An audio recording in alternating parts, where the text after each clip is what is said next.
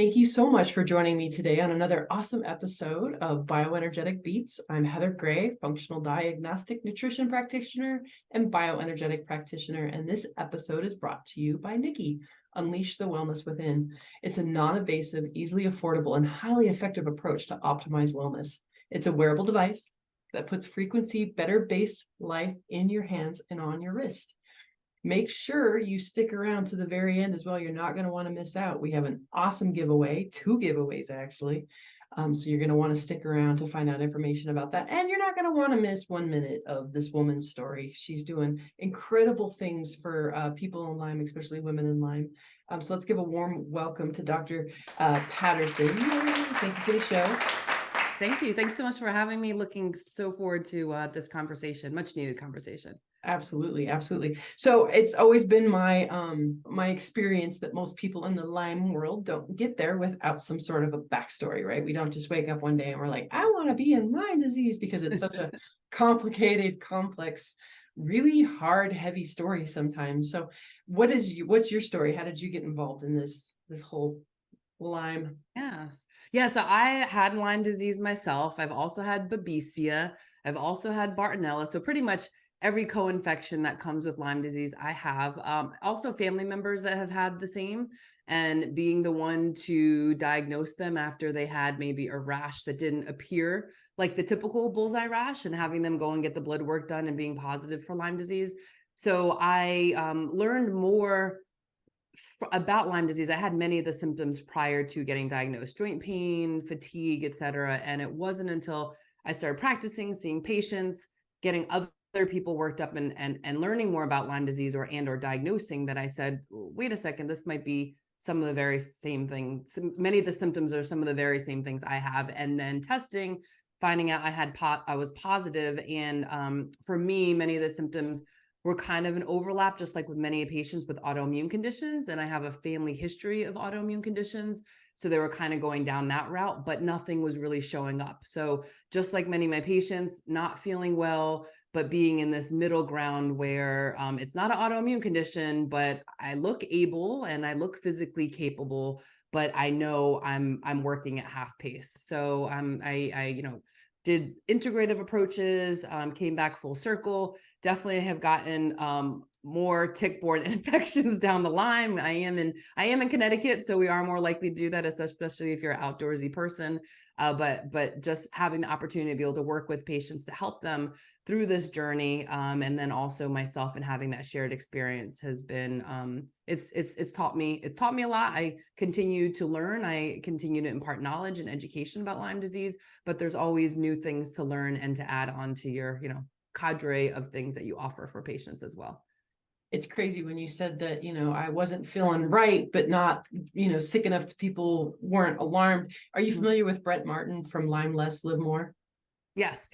So he had a picture when he was first going through his Lyme journey, and it was me before Lyme and me after Lyme. And it was the same picture, right? Because all of us were like, well, you don't look sick. That seems to be a very common thing that we get told, and that's why we get told it's in our head and all these other things. So it's a sad state of affairs of, it usually doesn't wipe you out a very large part of the time, but it still makes it really hard to function.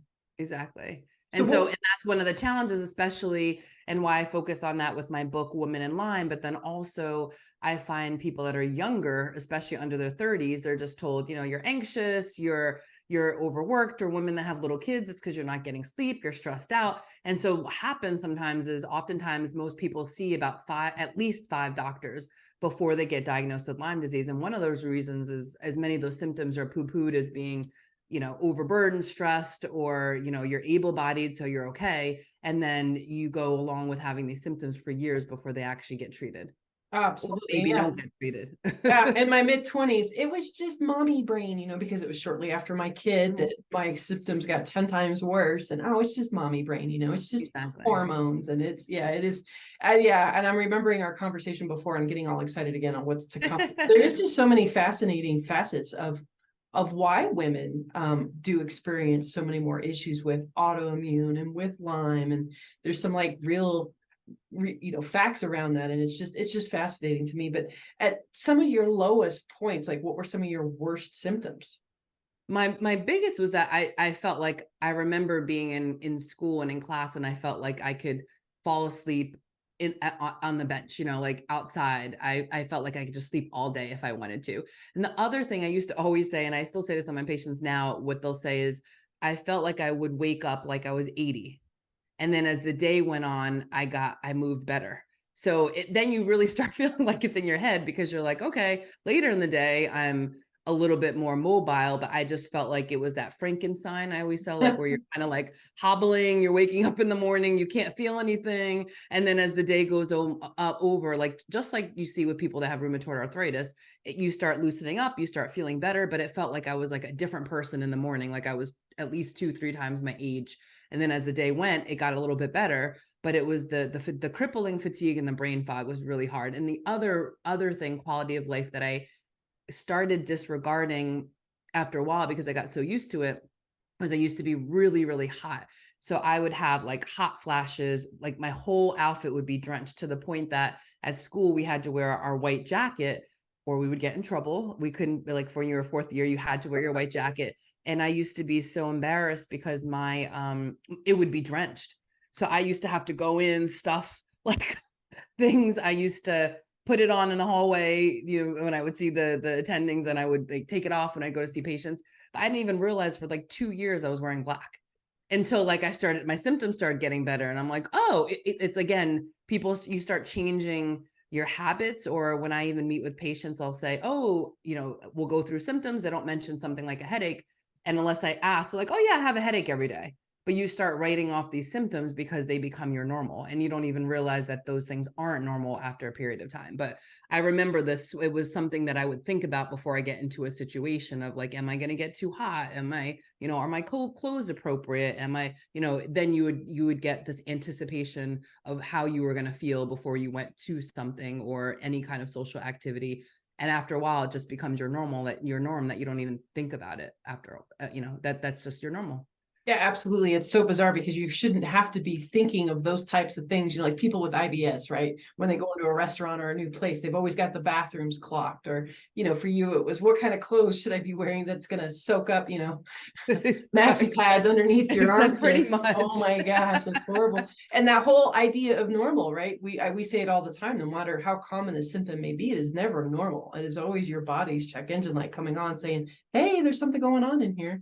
And how funny. So refresh my memory. And you keep them a secret too. That's the other thing, is people keep these a secret from people. Like what I just mentioned, that it's embarrassing. I'm not going to be telling people, oh, I'm completely drenched and this is what happens to me, So you just make adjustments. You don't go out to that event. You don't go out to the activity. And I have a lot of patients with Lyme disease tell me that. They're like, if I go hang out with my friends for a couple hours, I know I'm going to have to pay the price and need to recover for 2 days after. So you start pulling away from these things, and you're not necessarily sharing that story or concern with people because, again, you look able-bodied. So it looks like you are just, it's you. It has nothing to do with your health. So it's like a secret disability in a sense. Oh, absolutely. I used to have a box of Gas X in my car, in my locker in high school, and in my purse. So I always had 3 boxes of Gas X, and I didn't realize, again, embarrassing, right? So you're not going to say to somebody, "Hey, is this normal?" But when you see it on TV, right,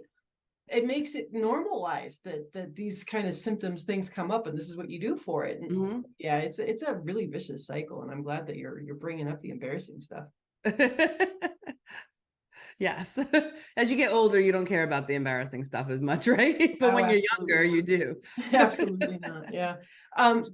Awesome. Thank you for sharing that with us. This is a great time to take a pause. We'll be right back. Don't go anywhere.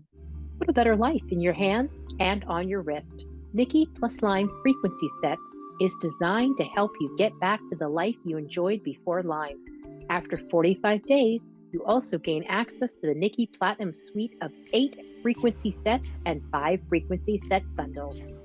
Every Nikki comes loaded with a full inventory of frequency set, including pain, energy, travel, immune, stress and anxiety, viruses and bacteria, allergies, insomnia, daytime bundles, nighttime bundles. Nikki puts a personal wellness center in your hands and on your wrist. Be better. Do better. We are Nikki.com.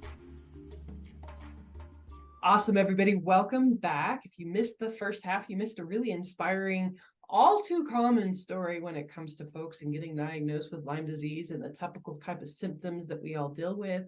But now we're getting into the nuts and bolts of like how she overcame Lyme, why the book, why women in Lyme, why focus on women in Lyme, and what's why the difference there. So I'd love for you to dive deeper into that.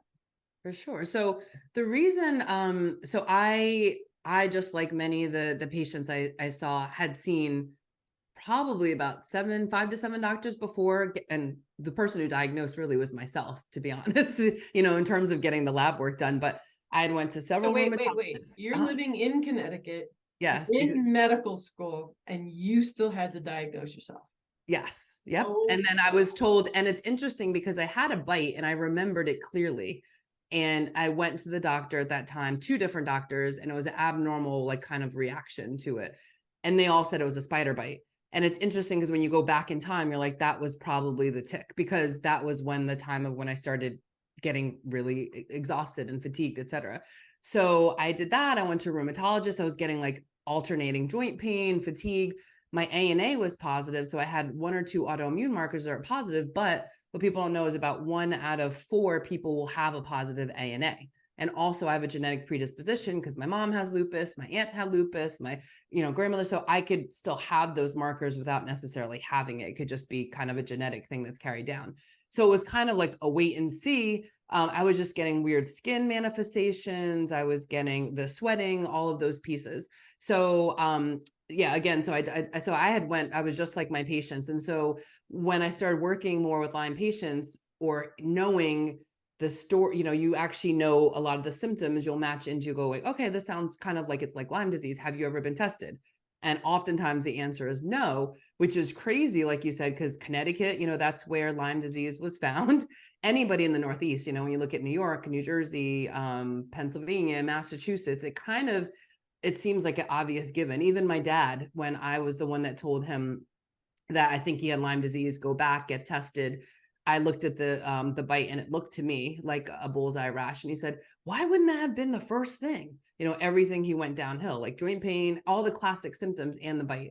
And so I'm not sure. I still to this day don't understand why that wouldn't just be kind of a given for test. And I think, I don't know if it's lack of knowledge, if it's or it's just not listening to what the patient that's coming in front of you is actually saying, and just thinking it's because of, again, like stress or overburdened or some other reason for it, and not really looking at that. So it's one of the things that is my goal, is that people get educated even earlier. It's one of the reasons why I train a lot of doctors in the functional medicine space that are actually not doing Lyme disease, but at least feeling confident of saying, okay, these symptoms sound like Lyme disease, we test. Because at least if I get more people to even consider it and roll out and work it up, then we get people diagnosed a lot earlier. And as we know, if you get diagnosed earlier, your outcome is going to be a lot better than, some of my patients that have dealt with having Lyme disease for 20, 25 years, or, since they were basically teenagers. 27 years. And a lot of times it's because it hasn't been diagnosed. So if we get it earlier, it'll be a lot better. And so my story, just in addition to just the story that's common with Lyme disease, was I found with women, the amount of doctors they saw was even more, was even higher, or increased dismissiveness in care. And so if you look at the research, even when it comes to pain, women's levels of pain, especially if you're a woman of color, are also not rated like the same as men, in terms of if a woman will come in for a complaint. And a lot of times too, with Lyme disease, the symptoms are nebulous, of like fatigue or sleep issues or joint pain or fatigue, which could be because of many different things. It could be because of stress. It could be because of hormones. A lot of women, if you get it perimenopausal or menopausal, there's definitely a lot of overlap in symptoms. And so that makes it also more likely for that not to be looked at. The other thing, if you look at the statistics, is men are much more likely to test positive in terms of serology, the blood test, than women are. Women tend to show about 3 to 4 bands. So you have to have, for example, 5 bands IgG to be positive in that Western blot. And so men are more likely to show, not exactly sure exactly why, but in terms of the numbers. So then that's another reason that women will have potentially more symptoms that they show, but they might not test necessarily in the blood. And also when we look at Lyme testing, as we know, there's about 50% or over 50% false negatives. So not only do we know that the testing is not ideal, and per CDC, it's a clinical diagnosis, not just a lab diagnosis, or not just a lab diagnosis. Yep. But then also being a woman, knowing the chances that those bands are at the normal number of at least 5 bands is also less likely. So you just have us, especially women, take longer to get diagnosed. And then the reason I started or wanted to write the book as pertained to women was because I found a huge connection with that and hormones, as well as autoimmune conditions. And that even in the Lyme literate world tends to not be discussed as much. Like, what's the hormonal impact that Lyme that may have on a Herxheimer or a flare if somebody has Lyme disease? And so it was important to me to be able to have a conversation and to make sure that that was equally, we look at the person holistically in every parts of care, that also is addressed, because that could keep the management of their disease condition or actually worsen it if it's not managed well. Awesome. What is the correlation between hormones and Lyme flare? Yeah. So one thing people don't know is, I guess, because we're in this mechanistic, we separate all these different pieces of our body, like our hormones are connected also to our immune function. A lot of people don't know that.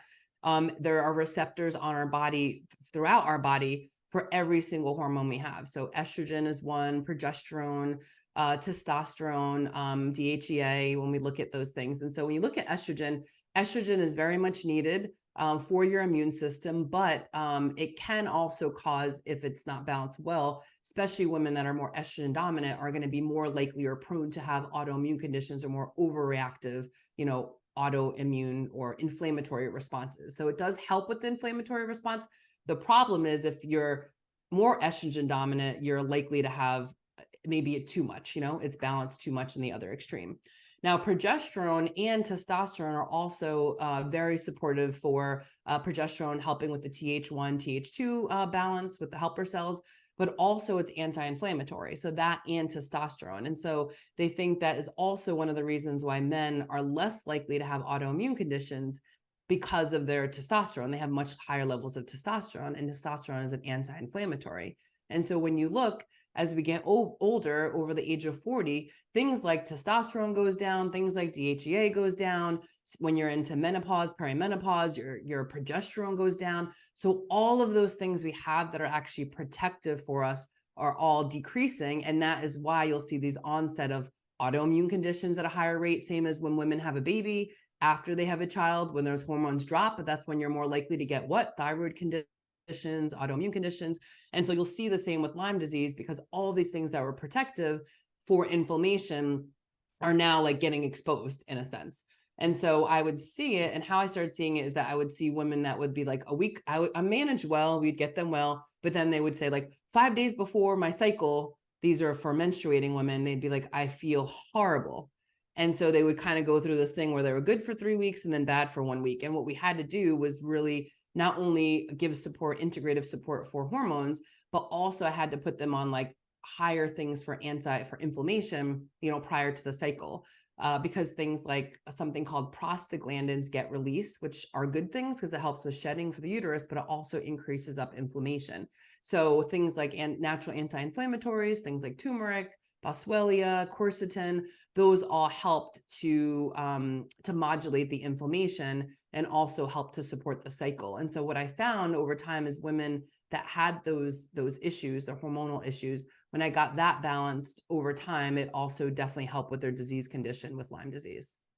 It was like a night and day difference when I was going through FDN, and that was one of the first things that we addressed, is actually balancing out hormones. And thank God, like, it was a night and day difference from feeling just a zombie, so much pain, wiped out, to, oh, my period, literally like a day before my period. And I'm like, oh, my period's supposed to come, it wasn't, it almost like snuck in, like it's kind of supposed to. It's not supposed to completely wipe you out. Again, I had Midol, couple cans I of was ready to Mordol go. with me everywhere, and I popped those things like candy because that was the only way that I could get through a day. Hindsight's 2020. There's no way I would touch that stuff now. It's so horrible for the liver and really hard on the gut. But But it back speaks then, to what you're saying. You're just like, okay, this is fixing it. And then you're like, but why do I need to keep using this all the time? absolutely. So once you balance out the hormones, what a game changer. Yes. And for so many different things, like I said, your immune function, your ability to, focus, like brain fog, hormones are significantly impacted, inflammation. So we need to think of all that. And the other thing is, I know we're speaking about women, but I also see it a lot for men. Many men, and you probably see the same thing, Heather, like with low testosterone levels. Like I didn't see that 10 years ago. And so you'll have, for example, testosterone range is like 250 to 830. And I'll have someone in their 20s that's like 260. And, they're told, oh, that's okay because you're in the normal range. But I'm like, that's the range when you're 70, like when you're older, like you're in your 20s, you should be at 600.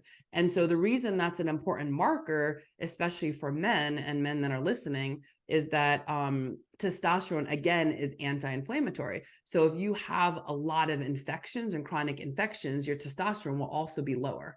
So that's also a tip off if someone's testosterone is low, is what's going on by way of like infections. Even hormones, for women, if all the hormones are low and you're younger, like what is your body kind of fighting off that it's needing to like sacrifice the hormones as a result? Because as they say, like if you're not doing well, your body isn't going to stop and say, okay, it's time to reproduce. Right. So if you're not doing well, the stress response, if you're stressed out, if you have chronic infection, chronic inflammation, chronic disease, your body is not going to make the space to have a baby or be fertile because it's not needed. It's not needed to survive. And so I always explain that to people. So what's the first thing that's going to go? It's going to be your sex hormone. So that's pretty telling information about what's going on in your body if those are lower too. And so I just wanted to mention that I see it for men too, pretty frequently with low testosterone levels. And that for men can also cause brain fog, issues with physical stamina. It can affect the libido, energy. A lot of the symptoms can get better just by looking at that too. So. Absolutely. And motivation, oh my gosh, that's huge with low T. A guy who complains about no motivation and you get him on the right type of stuff to help him out with that. It's amazing how quickly he turns around. Yes. So tell us a little bit more differences that you found in the world of women in Lyme compared to, men in Lyme. Well, the other things we have to really look at are thyroid conditions. So thyroid conditions will definitely be impacted with chronic inflammation. So that's another piece I'm always looking at. And then if for women in general, mental health, there's more mental health affects that have been found with Lyme disease. So that has been studied and shown. So particularly like lower mood, depression and anxiety. So what I often find with many of the women I see, they'll have issues with insomnia, they'll have issues with anxiety, depression that sometimes might be their only tip-off symptom. I don't know if you've seen that, but I've definitely seen it, especially, this is anecdotally, I've seen that more for younger people. I feel like in their 20s and 30s, where one of the biggest things is they come in and they're like, I have a lot of anxiety. Actually have even had some people go to the hospital. They had babesia that got diagnosed at the hospital, that their only clinical symptom was like significant anxiety, ideations, suicide, other things that they've never had a history of in their life. There was no life event that happened. There was no like basically trigger. And then I've seen that with that and like palpitations and heart rate regularity, and then the POTS and those symptoms that will also be more common for women. Men will definitely have it too, but more common for women. And so there's also that component that I have to work on. Sometimes we don't have to do so much support around the mental support. Sometimes many times just working on the Lyme disease specifically through integrative treatment, those things will start getting better. But then it's kind of also a vicious circle, because there's also that anxiety of like, why am I sick? Or how did I get sick overnight? And, any symptom you start having this vicious cycle of getting worried about it and what's going on and why don't I feel better? So once those symptoms start getting better, it allows you to be a little bit more relaxed and less anxious as well. So. Incredible. Absolutely.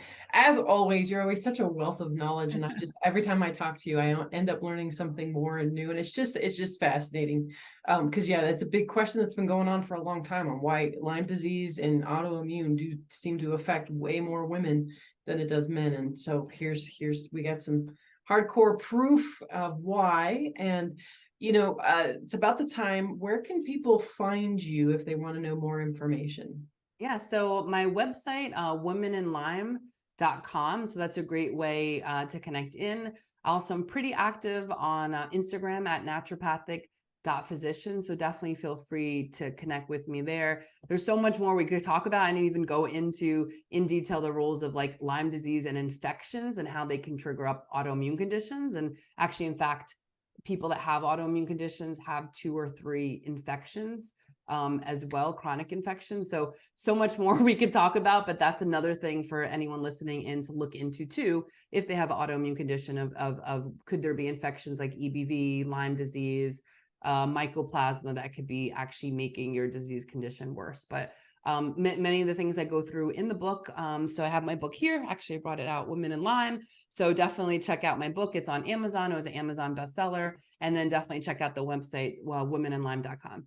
Absolutely. Also, while you're out, make sure that you go to wearenikki.com/podcast and enter in Bio Beats for 10% off your Nikki to help with energy, sleep, balancing out the body and the brain. And because we love our customers so much, we want to show our appreciation with a giveaway.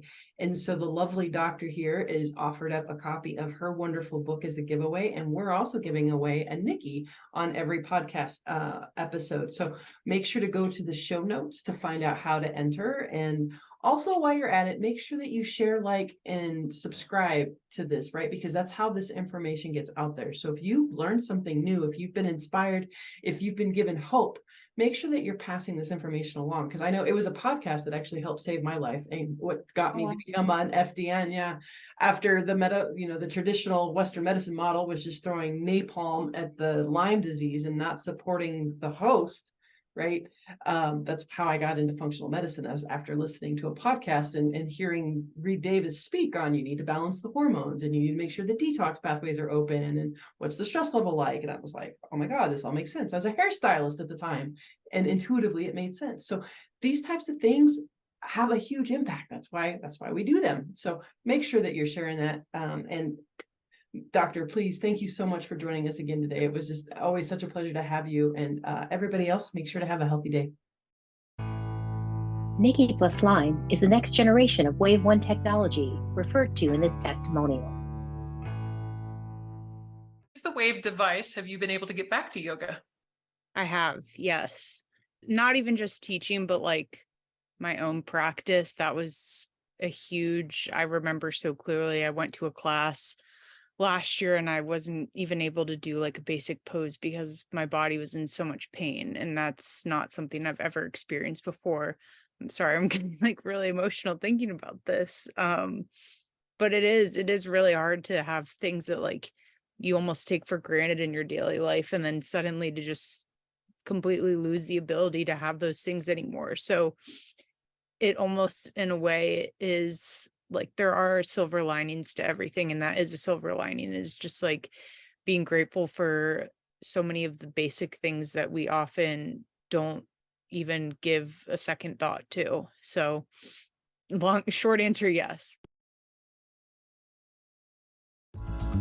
For someone thinking of purchasing a device, what advice would you give them? Do it. Just do it. It's I really have explored so many ways between essential oils. I mean, much of what the speakers said tonight, it's been my journey through the years. This is by far the quickest, the most painless. It's just really, for me, it was a synchronistic meeting and I ended up being blessed with the device. So I feel that, universe is saying, we want you around for a while. Free shipping, free platinum set of frequencies for life, 30-day money-back guarantee.